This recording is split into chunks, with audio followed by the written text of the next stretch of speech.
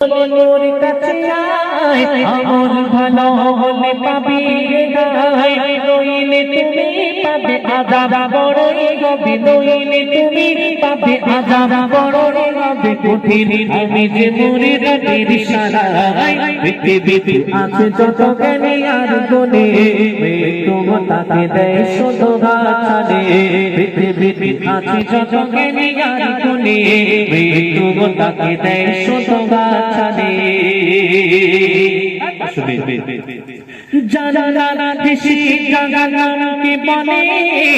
আদম সন্তান গোনায় মেতে থাকে ঠিক বলেছিলাম ভুলে বলে আমি আপনি সবাই গুনাহগার ভাই আমি আপনি সবাই গুনাহগার আমাদের আদি পিতা আদম আলাইহিস সালামকে আল্লাহ পাক জান্নাতে দিয়ে বলেছিল হে আদম একটা গাছ দেখিয়ে বলেছিল লা তাকরাবা হাযিহিস শাজারা হে আদম তুমি এই গাছের নিকটবর্তী হবে না কি বলেছিল এই গাছের নিকটবর্তী হবে না ফল টল খাওয়া তো দূরের কথা কিন্তু তারপরে আয়াত আল্লাহ পাক বললেন যদি তুমি এই গাছের নিকটবর্তী হও তুমি কিসে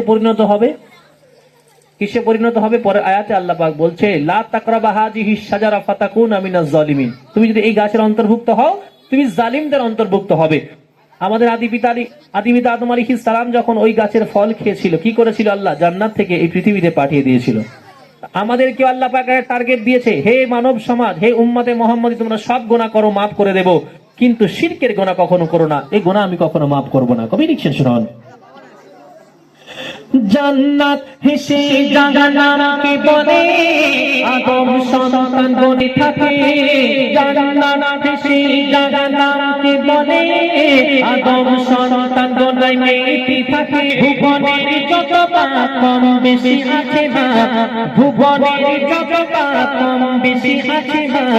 শিরকের গুনাহ ক্ষমা হবে না তো জানে পৃথিবীতে আছে যত জ্ঞানী আর গুণী মৃত্যু তাকে দেয় শুধু গাছানে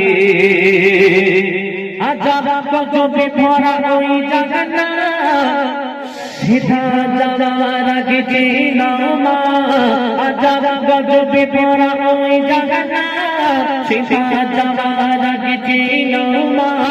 তোকে দালাম তুমি জীবনের সবখানি তোকে দালাম তুমি জীবনের সবখানি